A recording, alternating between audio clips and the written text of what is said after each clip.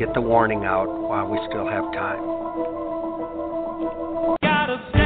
This is the Light of Truth radio broadcast with Michael Boldea.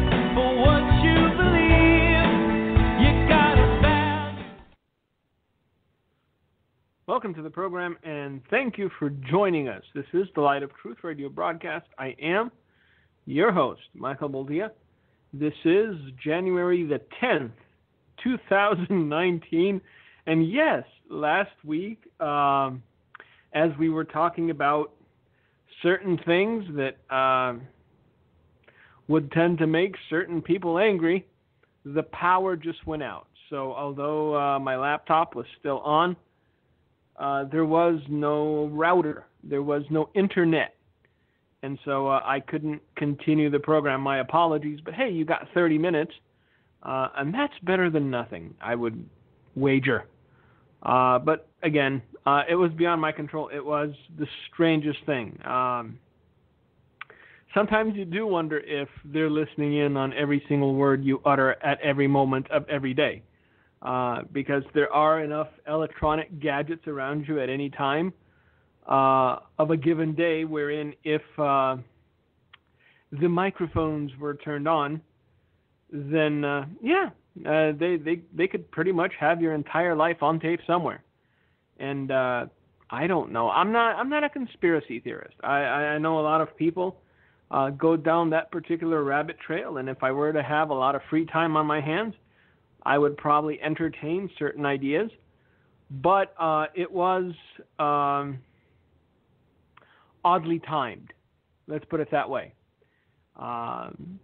No going down the conspiratorial rabbit trails, but it was oddly timed that the power went out just as we were getting into the heart of the matter. What was I talking about last week? I wanted to sort of conclude before we go on.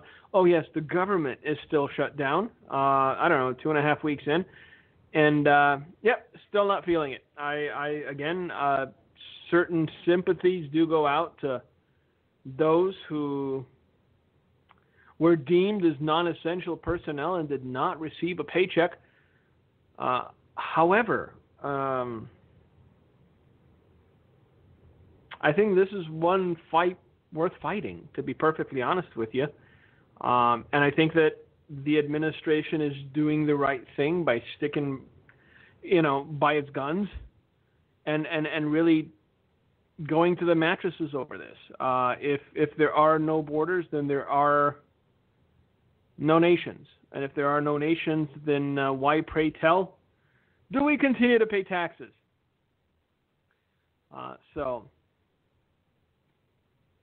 it looks like it's going to drag on for a while yet. But it's a necessary battle. I think eventually one side or the other is going to flinch.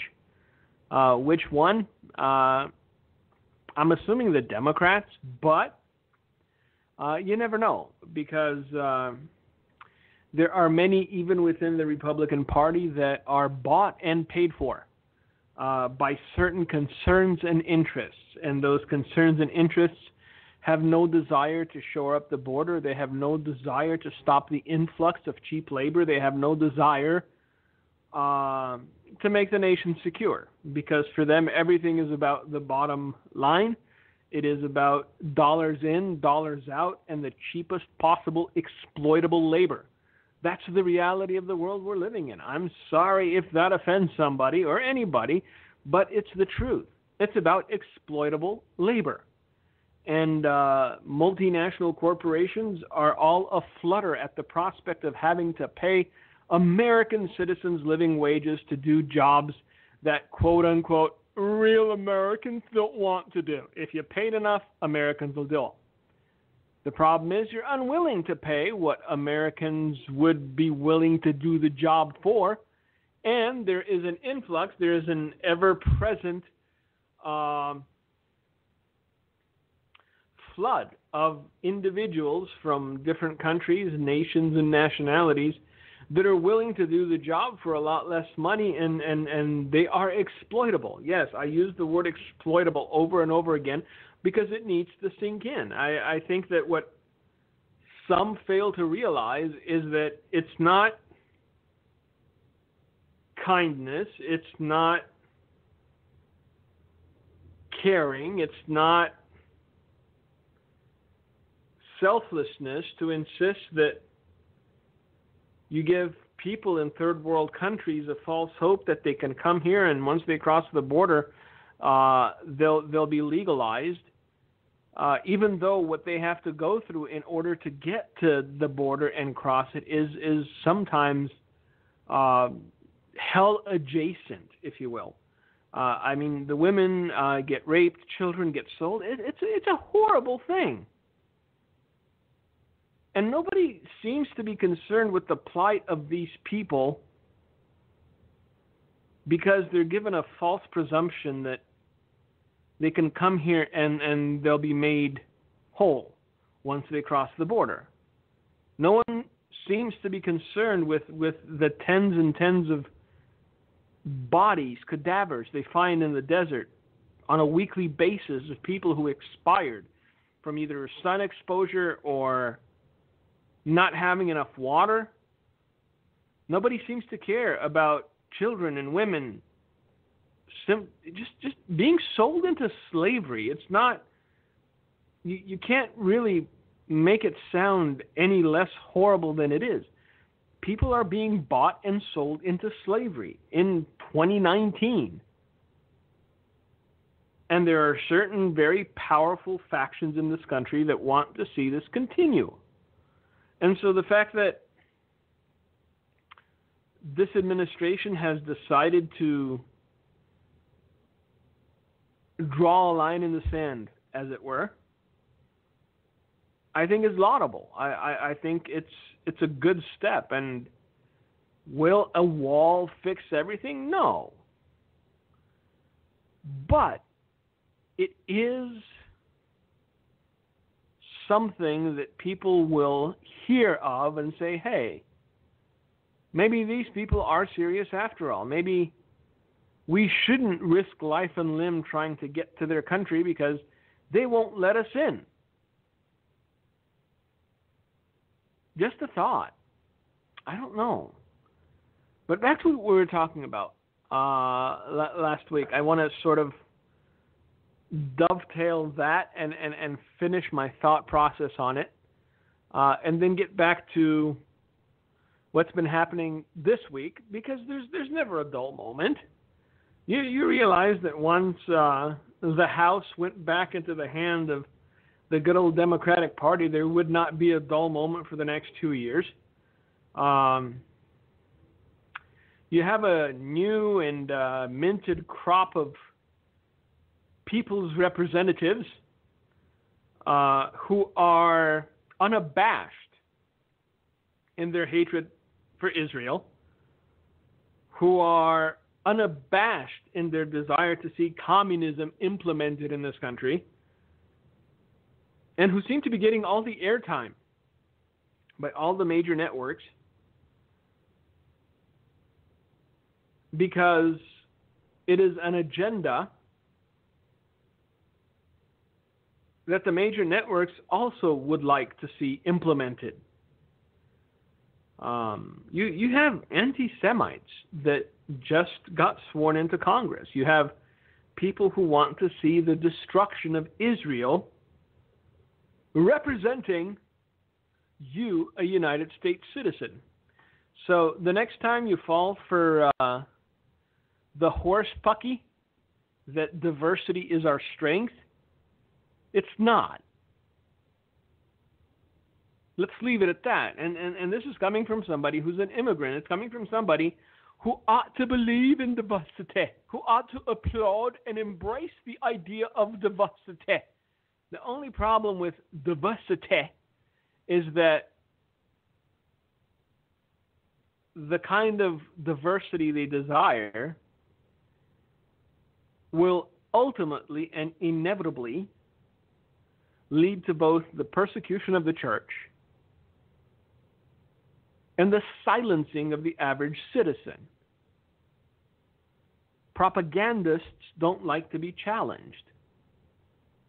Propagandists don't like to have facts thrown back in their face.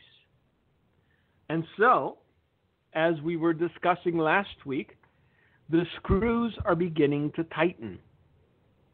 We are beginning to see what even those who did not embrace any sort of conspiratorial leaning have no choice but to call censorship. Certain voices are being deplatformed, certain voices are being censored, and they're doing it in such a public way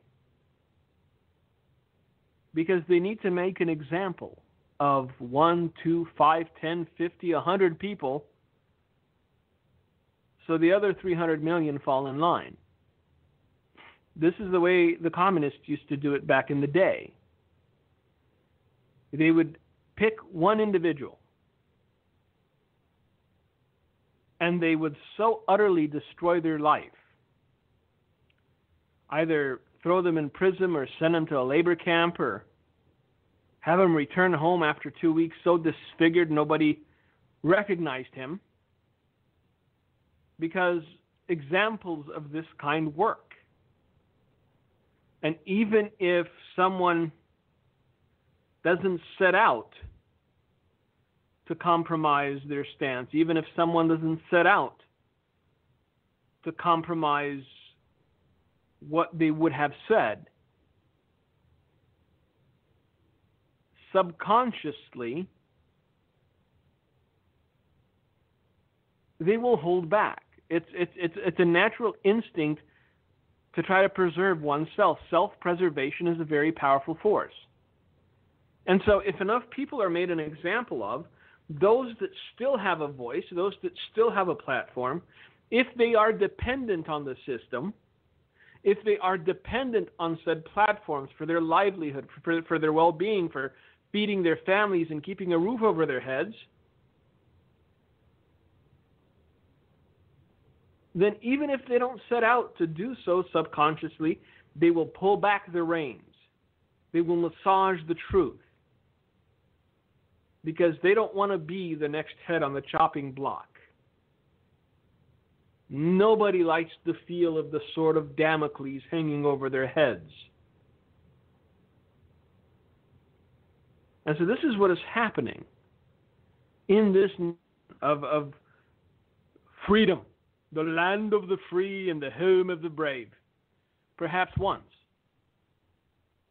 But now, dear listeners, we are being cold. We are being herded. We are being intellectually sanitized because it's in the best interest of the ruling class to have an ignorant, passive, and docile majority. And so, yes, let's legalize pot in every state. Why? Most pot smokers don't care. Ignorant, docile, disengaged. As long as they can get their fix, as long as they can get their cheese, as long as they can get whatever they need to get to survive, the docile among us don't care what's happening. And the only people that still truly care are those of us who have children, who are leaving something behind when we are released from this mortal coil. I have to care because I'm leaving 2 daughters behind. I have to care because it doesn't end when I end. And this is what frustrates me to no end, is that most of the globalist voices in the world, if you look at this, if you have the time and the patience to go down this particular rabbit hole, it'll scare the stuffing out of you. Because every single globalist voice out there that's shrieking the loudest is leaving nothing behind. They have no children. They have no grandchildren. Whether it's Madame Merkel or that ninny in France. Everyone who is pushing the idea of globalism has no skin in the game beyond their 80, 90 years on this planet. One thing has nothing to do with the other, but it kind of does in a circuitous route. Every single one of these propagandists on television, open homosexuals who have no children, who will never have children, who will never contribute to the continuity of species.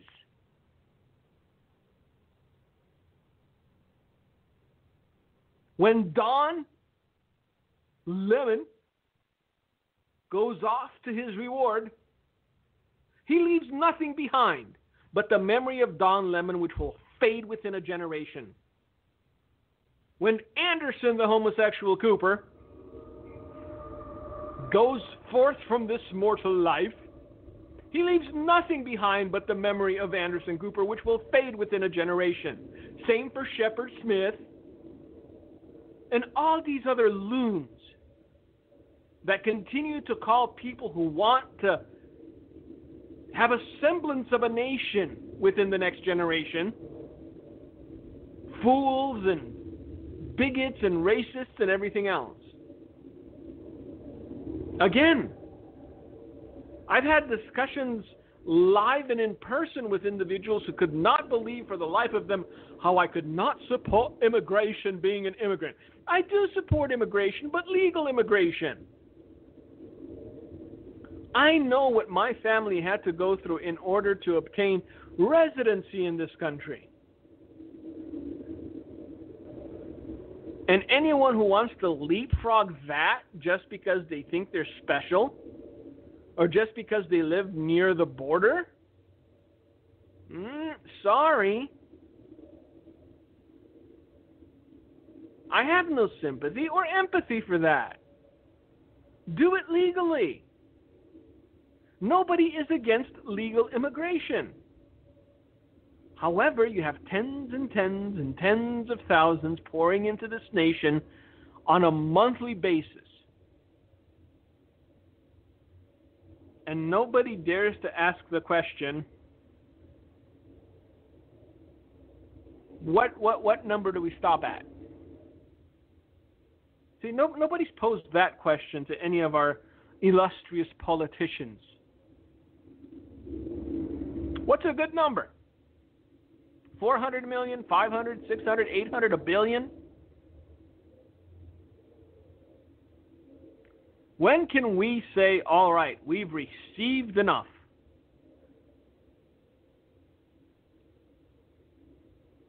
Look, we are at a tipping point in this nation. Every single day, I see how easily something as monstrous as a civil war or civil unrest can be ignited in this nation, and it scares me. Because I realize what was foretold many years ago, that the judgment of this nation would begin with internal unrest. It would begin with a civil unrest, a revolution, if you will, that would be started by the communists. And back then, if you said the word communist, everyone would snicker because they were all gone. Well, they're back, and they're in Congress, and they're trying to float ideas that consistently, every single time without fail, ended in genocide, ended in starvation, ended in the most miserable ways.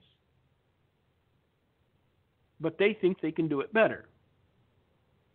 They think they can make it work. They think that we will be the generation, yea, we will, that will make socialism work for the people. Now, if you look at who's saying it, you realize that very rarely does the elevator go all the way to the top floor. and you go, somebody gave this individual power to make law. And that's scary. So what else has been happening? Well, some time ago we talked about good old Ruth Bader Ginsburg.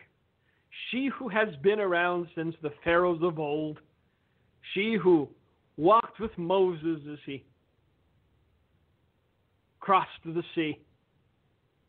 Yes, Ruth Bader Ginsburg seems to be feeling her age. Recently, she's missed, the last 3 days of statements in the Supreme Court. Had another round of surgeries and whatnot. And I think if you thought the meltdown over Brett Kavanaugh was bad, imagine for a second what they will do when Donald Trump gets to pick another Supreme Court justice. It'll almost make the fact that the Democrats won the House worth it. Can you imagine the absolute just brink of suicide nonsense that'll spew out of these people if Donald Trump gets to nominate another Supreme Court justice? But see, the thing is with these people is that when something doesn't go their way, when they don't like something in this nation's traditions, then they try to do away with it. They try to exterminate it. So up until the Electoral College went their way, it was all about the Electoral College. Now that it didn't go their way, they're actually trying to pass legislation to abolish the Electoral College in this nation. When Roe versus Wade ruled in favor of the baby murderers, well, it's law. It's the law of the land. We can't dispute it. Now that they're seeing the winds shift, and they're seeing a solid conservative majority in the Supreme Court, they're changing positions yet again. Well, it's not all about the Supreme Court. I mean, come on. We shouldn't, because this is what they do. See, we're looking for consistency from people who are only consistent about their desire to win. We're looking for consistency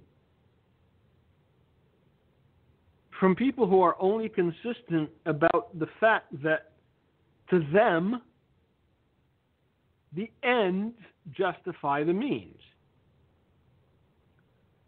And so anything that doesn't go their way, they want to do away with. They want to abolish.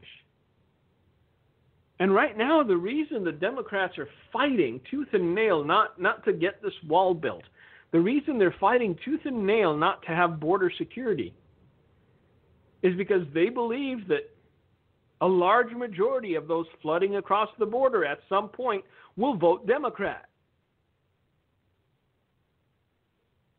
They're concerned, you see, that those who used to be a voting bloc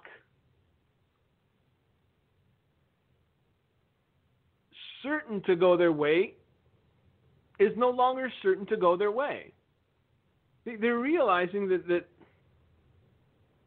African Americans in this country can think for themselves.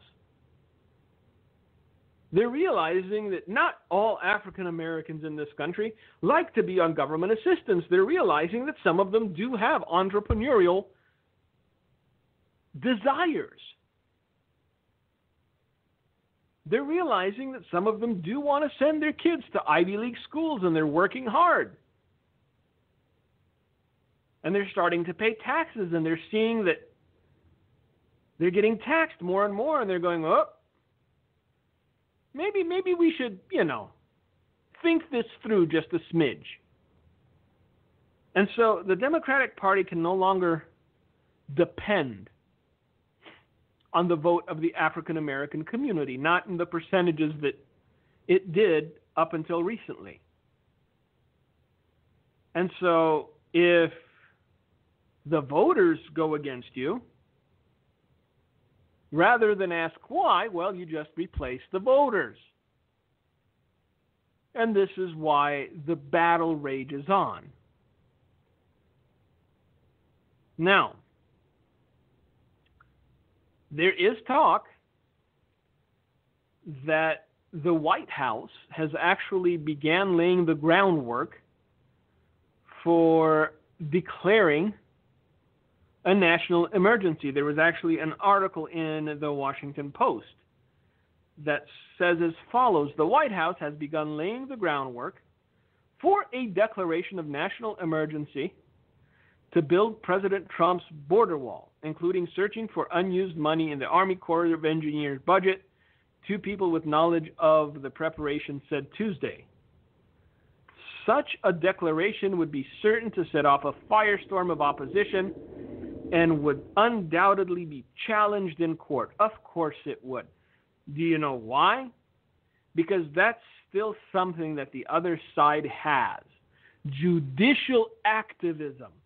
They have judges who are willing to do away with precedent. They're willing to do away with law itself. They're willing to do away with what the Constitution says is a president's authority and right, because they are judicial activists.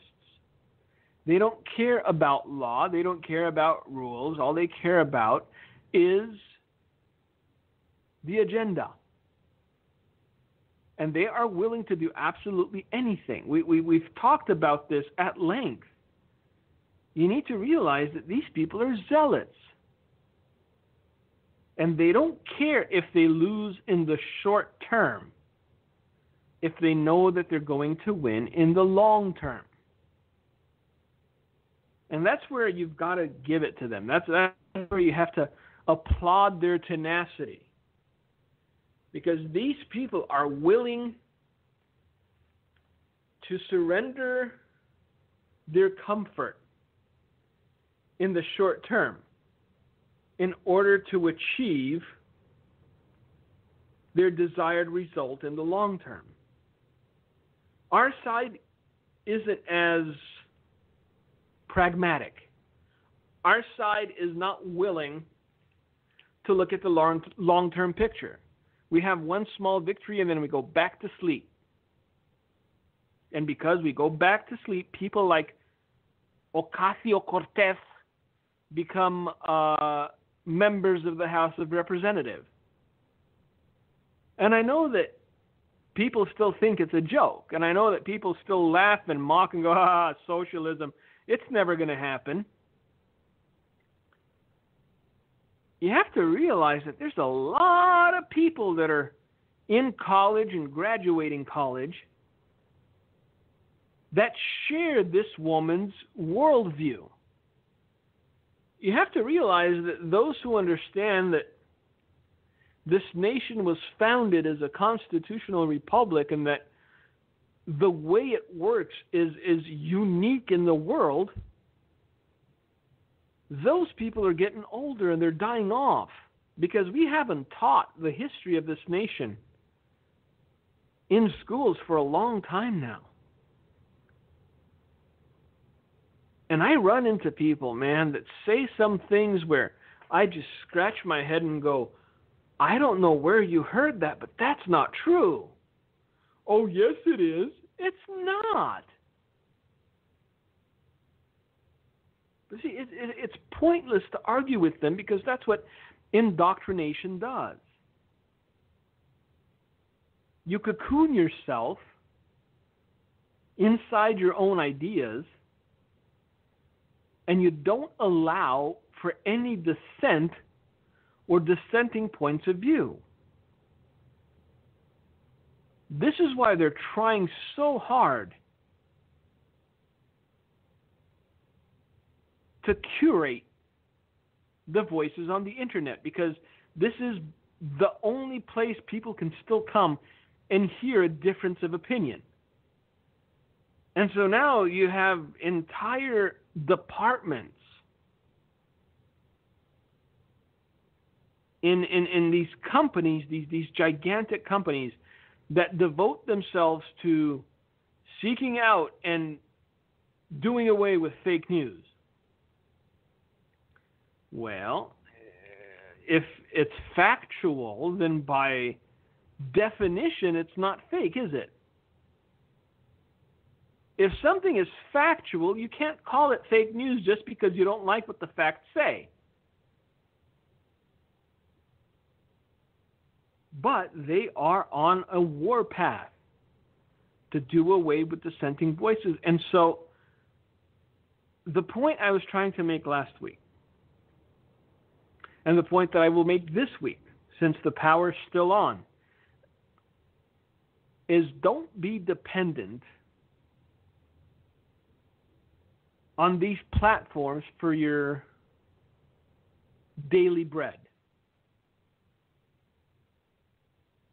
Don't be dependent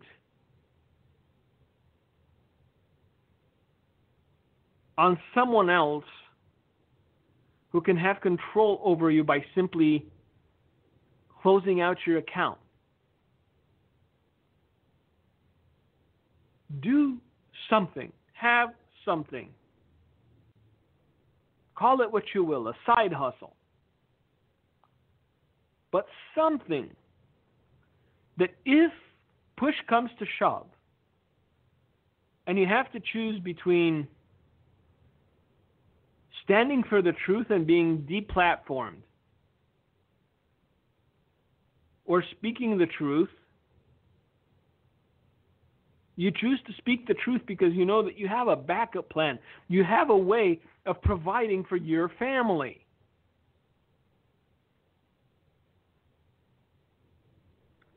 There are many people that I know who suffer from the all my eggs are in one basket syndrome.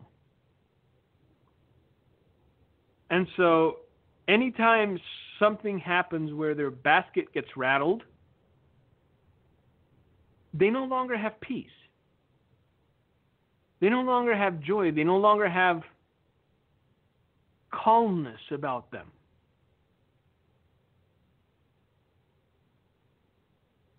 The screws will continue to tighten. This is an undeniable reality. Whether Donald Trump builds the wall or not, the screws in this country will continue to tighten, because the propagandists will not stop propagandizing, nor will they stop trying to silence voices of dissent, because they know that the voices of dissent are having an impact. See, if the voices of dissent wouldn't have any impact, then they'd be left alone. If people speaking the truth simply fell on deaf ears, then they'd be left alone. But because those speaking the truth are having a real impact, because those speaking the truth are compelling people to open their eyes and see that they're being lied to and manipulated, this is why the desire to silence them has grown. So, on one end, the White House is preparing to declare a national emergency if Congress does not approve the $6.5 billion. Now, unless you live under a rock, you know what the U.S. budget is per year. And so it may sound like a lot to us mere mortals, but $6.5 million is a pittance. $6.5 billion is nothing compared to what we're actually spending in this nation. We're giving more in foreign aid than it would cost for us to build a wall. See, and it's at this juncture where the people who couldn't spend it fast enough have become fiscal hawks.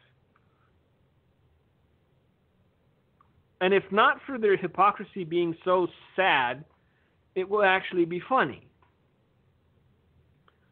But we must also take into account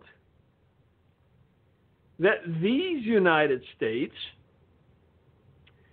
is racking up debt faster than at any moment, at any point in our history. Even the Federal Reserve Chairman, one Jerome Powell, is concerned about the ballooning amount of U.S. debt. Little late there, buddy. You have to realize that the U.S. debt at this point is $21.9 trillion. Let's round up, just for giggles and whatnot. $22 trillion. That is the U.S. debt right now. Can you even conceive of the number $22 trillion? I can't either. And this is why for most people, it's a non-issue. But again, we circle back to this idea of leaving behind living beings, children, grandchildren, great-grandchildren, once you depart from this earth. And it's not as though when our generation dies, our debt is wiped clean. No, our children get saddled with the debt, and their children get saddled with the debt. And guess what? It's going to continue to grow. Because we've built a monster, and now it needs to get fed.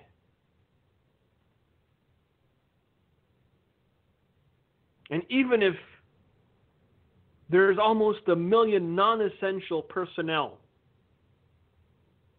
in this leviathan called government, we're still going to give them their back pay once the government shutdown comes to a halt. But the debt is still, what, $22 trillion. Annual deficits have topped $1 trillion. So basically, we're taking in record amount of tax dollars, and yet we still have $1 trillion deficit. So you tell me that everything's going to be great, rosy, super. Look, I have to be a realist. I've told you this countless times.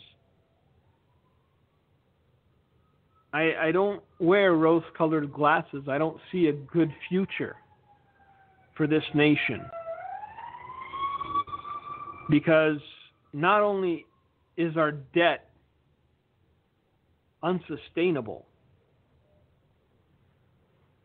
we're repeating the mistakes of the empires of old. And we are allowing into our lands those who would do us harm if they could.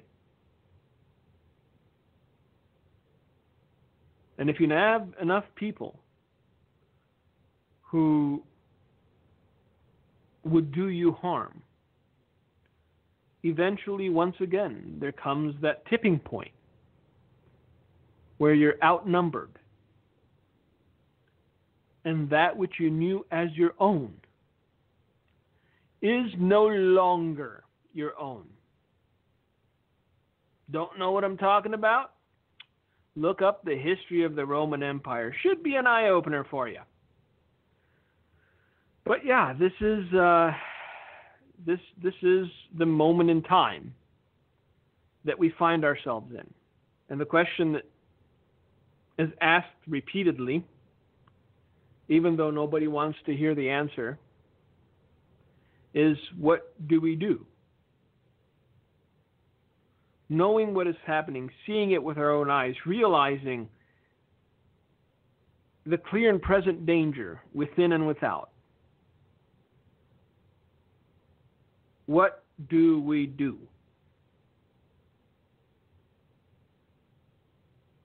Are you listening? I've got the answer.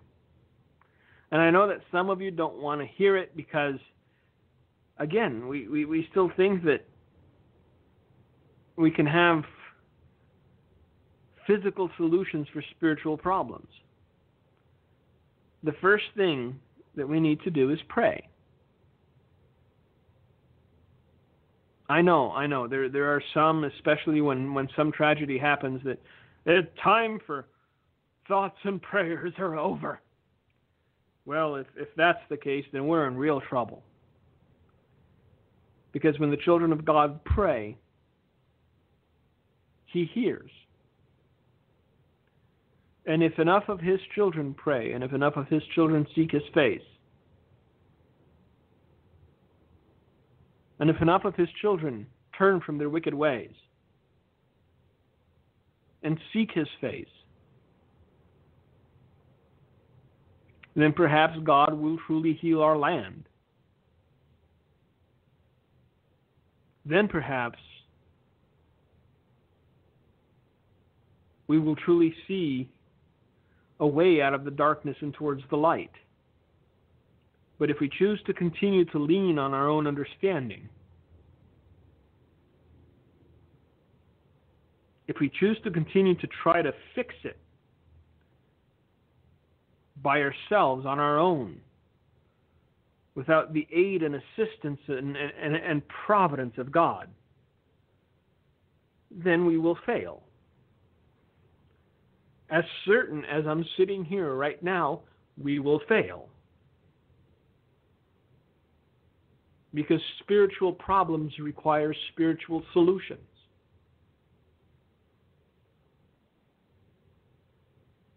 And the problem that is facing us is a spiritual one. So whether an emergency is declared and the wall is built, well, it's a good step, but we got a long ways to go.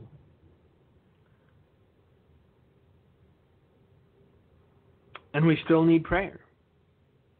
And we still need to seek the face of God, and we still need to get on our knees, and we still need to ask for direction. And we still need to pray that He open our eyes, that we might see as He sees, so that we would not be swayed by the voices of the godless, so that we would not be swayed by the voices of those who have forked tongues.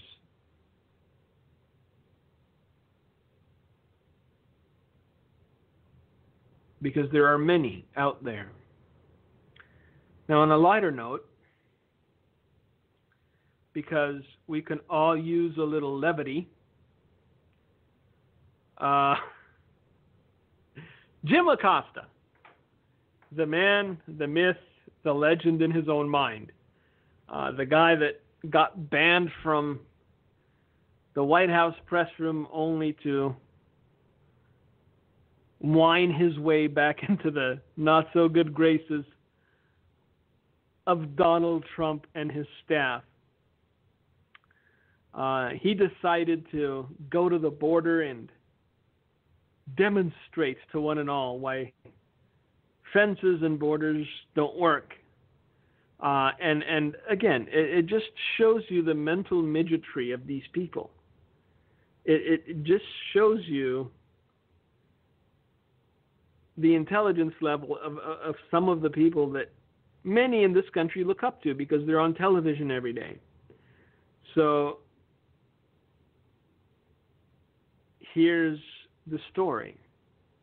CNN chief White House correspondent Jim Acosta was mocked on social media after his report from a steel wall from the border didn't show anything resembling a national emergency in the area of the border that the president will be visiting Thursday in McAllen, Texas. And this is a quote by Senor Acosta. I found some steel slats down on the border, wrote Acosta on Twitter, but I don't see anything resembling a national emergency situation. At least not in McAllen, Texas, where Trump will be today. Now, you can see the man's disdain in the fact that he can't even bring himself to say President Trump. But that notwithstanding,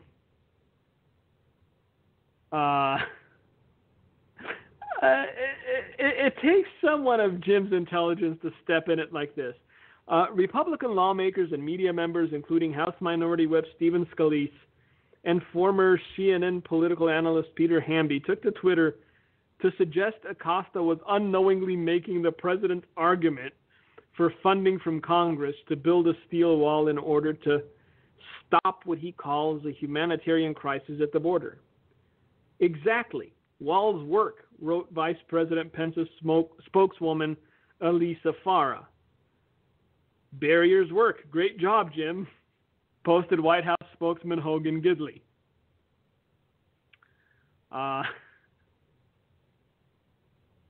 And Steve Scalise, the man who had been shot by a Bernie Sanders supporter, let's not, forget about these things, tweeted back to Jim Acosta and said, glad to see the steel slats are deterring illegal immigrants from attempting to cross the border, exactly as Donald Trump said they would.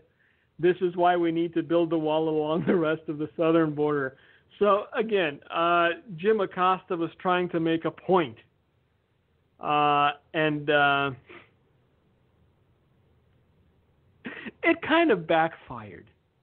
Because, again, nobody accused these propagandists of being intelligent.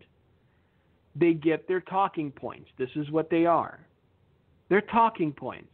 And all they do is regurgitate. They repeat ad nauseum over and over and over again, hoping that enough people will hear it enough times wherein they'll believe it. So everyone apparently realized what the not-so-great Jim Acosta was doing, except for Jim Acosta, because he really was trying to prove a point. However, it backfired. So I hope that caused a smile to come to your lips. I hope that caused a little levity in your life, because Lord knows there's very little to be happy about. It's cold in Wisconsin. The last 2 days have been frigid. And, well, actually, no. There's a lot to be happy about. But it's internalized. It's a very small sphere. Every time I see my daughter Melina smile, I'm happy. Every time my daughter Victoria breaks out in song, I'm happy. Every time my wife comes and gives me a hug for no reason, I'm happy. So I'm happy because I know the things that I'm supposed to be focusing on. And I focus on the things that I'm supposed to be focusing on. See, a lot of people are desperate because they're focusing on the wrong thing.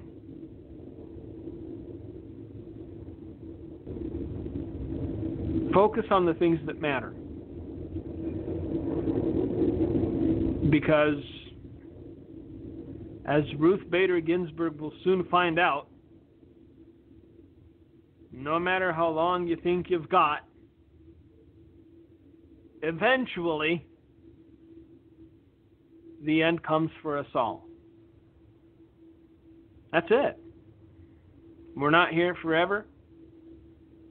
But while we're here, we can have the joy of Christ. We can have the peace of Christ. We can have the understanding that only He can give. And once you have the understanding given you by God, you walk with certainty and purpose. Your goal is immutable. You know that you know that you know you're doing what you ought to be doing.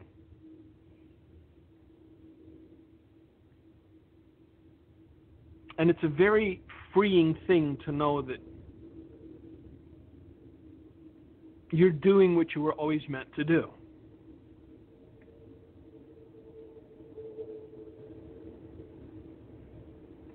For those of you that are still on the fence, no pun intended, there's still time to repent. There's still time to receive Him. There's still time to make Him Lord of your life. There's still time to know the peace that He can give you. But just because you have now, don't for an instant think that tomorrow's yours too. I don't know who this was for, but please hear me. Just because you have this moment, understand that you are not guaranteed another.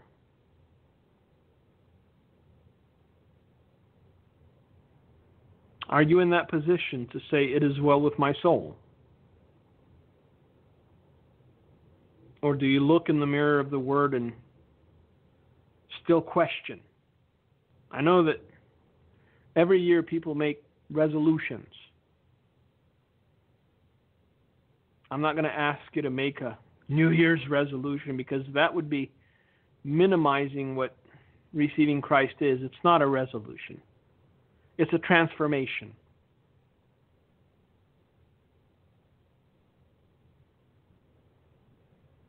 And it's not a transformation into a worse version of you. It's a transformation into what God sees you as. And once you understand that, it'll simply blow your mind. Anyway, I don't know why I went off on that tangent, but it was for somebody. I will not be here next week. I am taking my wife and my daughters in Wisconsin somewhere. Still Wisconsin, but away from here. We haven't been anywhere for a very long time with the 2 consecutive babies, and we decided we'd go away for a couple days. So I will see you in 2 weeks. Thank you all for listening. Thank you for being with us. May God bless you. May God keep you.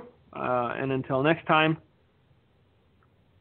may you not be wise in your own eyes, but seek wisdom from above. God bless you. And Gino, if you're there, it's all yours, bud. Yes, sir. Thank you, Mike. My wife and I will be in Michigan Saturday night at a prayer night. It's in Portage, Michigan, 7 o'clock p.m. at 1152 Somerset Bluff Trail. It's at a home.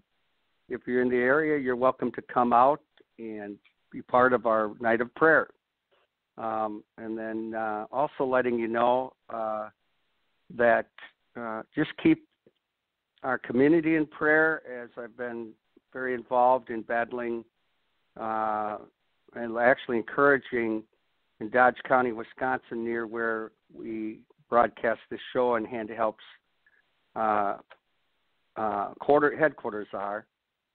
We've been battling to see 3 strip clubs shut down, and I want to give a good victory report tonight. One in Kleiman is now shut down. So thank the Lord. It's shut down as of this Sunday and will not be in business as a strip club again, hopefully for the permanent future. And I spoke in front of a Dodge County executive board the other day about repurposing one of the clubs into a performance center, art center, wedding event center, church-type ministry. and but heavily involved also in blowing a trumpet against sex trafficking and those wicked things that go on in these clubs. So just keep me in prayer. May God bless you. Thank you for listening to The Light of Truth. Thank you for listening to today's broadcast, The Light of Truth, with Michael Boldea.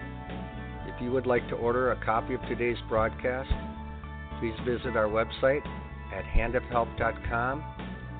If you have questions about our ministry, you can email us at handofhelpoffice@aol.com or simply call us at 920-206-9910. God bless you.